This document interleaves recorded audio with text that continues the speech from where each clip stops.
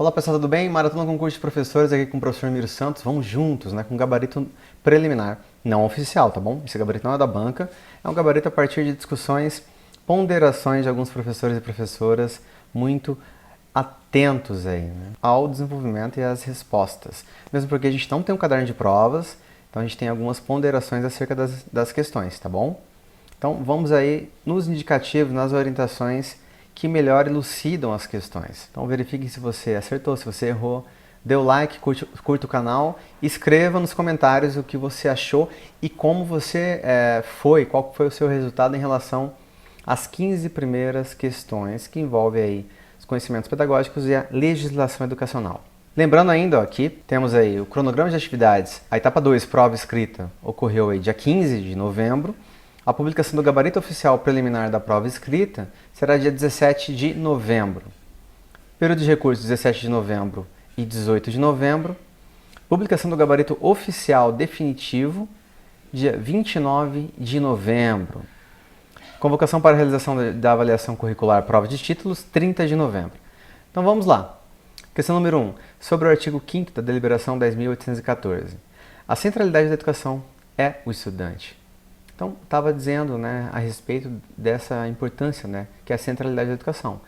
E qual seja, além do currículo, conteúdo, a infraestrutura e outras questões que estavam lá em algumas alternativas. Então, letra D, centralidade é o estudante. A gente pode verificar isso na onde? Artigo 5º da deliberação 10.814. Na educação básica, é necessário considerar as dimensões do educar e do cuidar, em sua inseparabilidade, buscando recuperar para a função social desse nível da educação a sua centralidade, que é o estudante. Tá aí.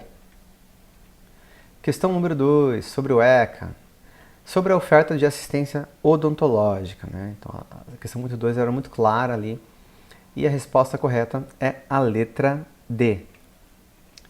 A gente vai encontrar na própria lei, né, a letra da lei do ECA, no seu artigo 14, o Sistema Único de Saúde promoverá programas de assistência médica e odontológica para a prevenção das enfermidades que ordinariamente afetam a população infantil. E aí, então, a resposta era o Sistema Único de Saúde. Questão 3, ainda sobre o ECA. Sobre a idade da criança, então ali o próprio documento divide o que é criança, na categoria criança e a categoria adolescente. E a questão diz respeito sobre a criança, letra correta, letra C. O que está posto na alternativa C? O que a gente já identifica a partir do ECA. No artigo 2º, ele vai dizer o seguinte: considera-se criança, para os efeitos dessa lei, a pessoa até 12 anos de idade incompletos. É isso que constavam na alternativa. Questão 4, sobre o PNE. Sobre a vigência. Então, letra D. Pessoal, se alguma questão estiver alterada aqui em relação à ordem, né, verifique aí depois o conteúdo, que a gente não tem o caderno de questões. Entretanto, a letra correta da questão 4 é a letra D. O que a gente encontra sobre a vigência, né, no Plano Nacional de Educação? Com vigência por 10 anos, a contar da publicação desta lei. No artigo 1º já diz isso. Questão número 5, ainda sobre o PNE, fala um pouquinho sobre as diretrizes, né, e alguns elementos lá que estavam cotados, né, e a gente tinha que verificar se aquilo era um objetivo, se era uma finalidade, se era alguma coisa nesse sentido.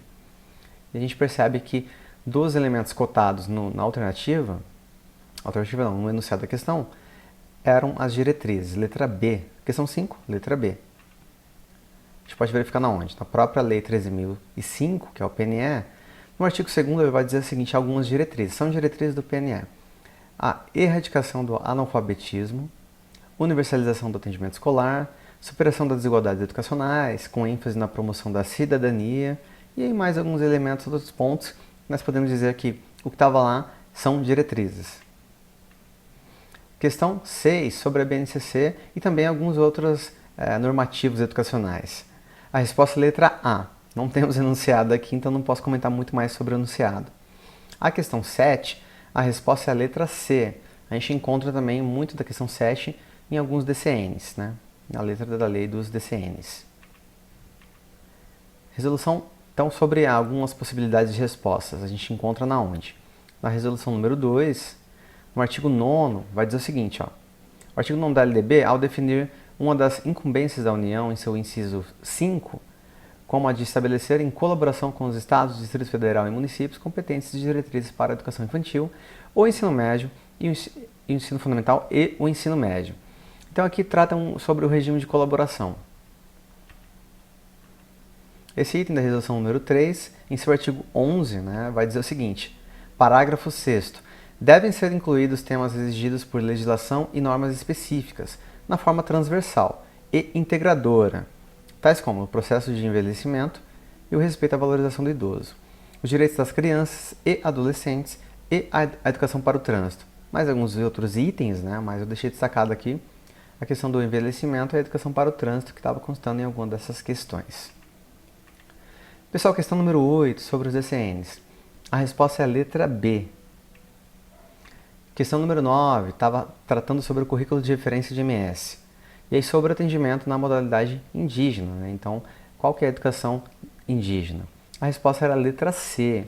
E o nome é Educação Escolar Indígena.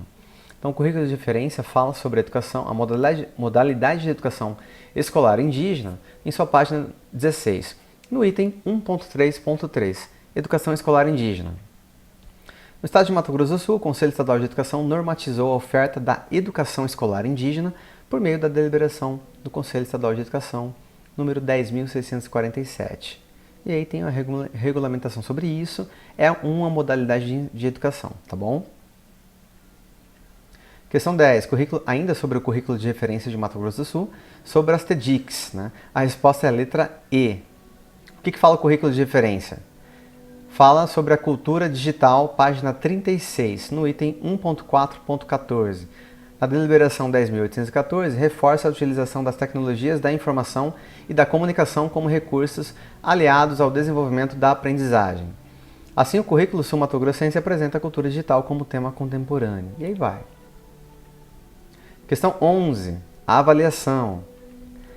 Sobre a avaliação contínua e formativa, letra A. Direto, não vamos discutir muito isso. A questão 12 tratava ainda sobre a avaliação, mas sobre a avaliação externa. E alguns tipos de avaliação externa, como ANA. Resposta letra D. Questão 13 falava sobre as metodologias ativas. E aí a gente tem muito sobre o currículo de referência. E o currículo de referência, ele chama atenção sobre a Lilian Bassic e o livro do José Moran, Então a gente tem alguns itens aí sobre as metodologias ativas. Em especial, a menção sobre quais tipos?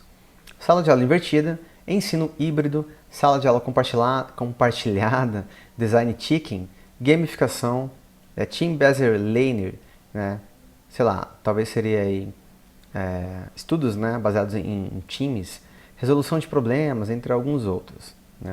E o que constava mais de maneira satisfatória e mais adequada às metodologias ativas era com certeza a sala de aula invertida, tá bom? Letra E.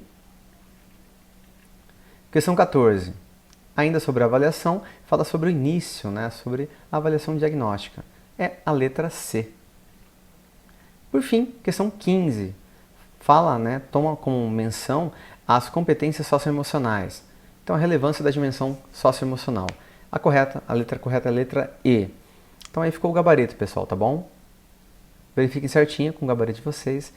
Escreva nos comentários se você acertou, se você errou, se você julga outras alternativas como pertinentes e mais corretas. Essa foi a prova. A prova eu achei que ela não estava difícil. Ela estava muito ali, de maneira generalizada, a letra da lei e também os conhecimentos pedagógicos. E, entretanto, para um processo seletivo na qual ele não deveria ter um caráter muito intenso, radicalizado em relação à eliminação, eu acho que estava muito pertinente. Para a classificação, a gente julga que os títulos e os cursos que as pessoas e os professores têm serão importantes nesse processo de classificação, tá bom? Vida que segue, diz aí o que vocês acharam da prova, do certame, que foi o processo seletivo para o Banco de Educadores e Educadoras da Rede Estadual de Ensino de Mato Grosso do Sul. Valeu? Até mais, pessoal, que foi o professor Miro Santos, mais um vídeo na Maratona de Concurso de Professores. Vamos juntos, sigamos em frente com força, fé, foco, tá bom? Pensando na educação, a sociedade e a complexidade do real. Valeu!